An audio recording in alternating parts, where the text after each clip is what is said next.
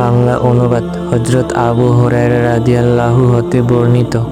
তিনি বলেন, রাসূল সাল্লাল্লাহু আলাইহি ওয়াসাল্লাম ইরশাদ করেছেন, মানুষ যখন মারা যায় তখন তার আমলের প্রতিদানের ধারা বন্ধ হয়ে যায়, কিন্তু তিনটি আমলের প্রতিদানের ধারা বন্ধ হয় না, যথা ১ সদকায়ে জারিয়া, ২ এমন জ্ঞান যা দ্বারা উপকার লাভ করা যায়, ৩ এমন সন্তান যে তার জন্য দোয়া করে। ২ নম্বর হাদিস হযরত মুআবিয়া রাহমাতুল্লাহ হতে বর্ণিত।